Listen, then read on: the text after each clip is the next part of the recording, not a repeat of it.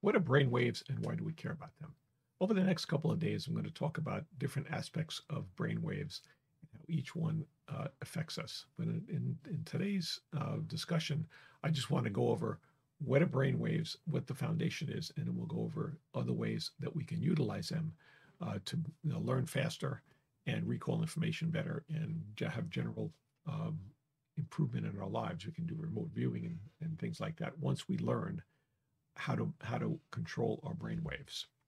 So if we look at this gentleman, Dr. Hans Berger, he's the person who's responsible for defining what brain waves are. He did a bunch of experiments, put a bunch of probes on people's heads, and determined that our brain works on different frequencies.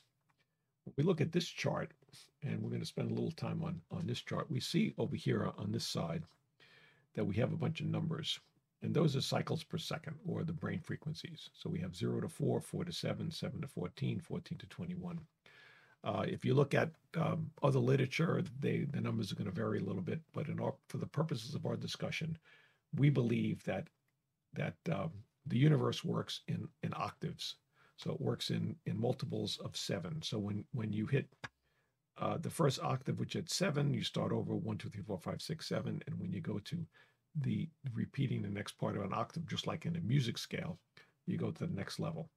So we define the alpha frequency as being 7 to 14 cycles per second, beta as being 14 to 21, theta as being 4 to 7, and delta as being, I guess, above 0 to 4.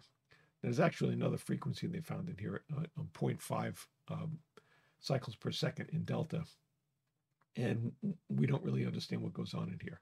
So what happens is beta is the frequency that we're most likely at right now. It's consciously walking around and talking to people and doing different things.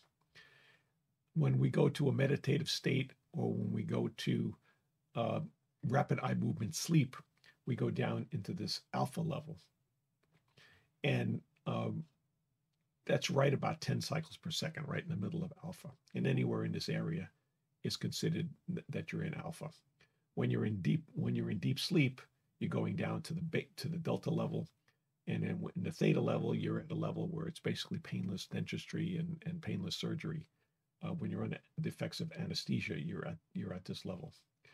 So when we look at this, we're going to spend a little time on this over the next few days, looking at each one of the different frequencies and how meditation affects these frequencies, and why it's to your advantage to learn how to consciously control those frequencies, and how you can start to tap into different aspects of your abilities, and how you can use them to your advantages.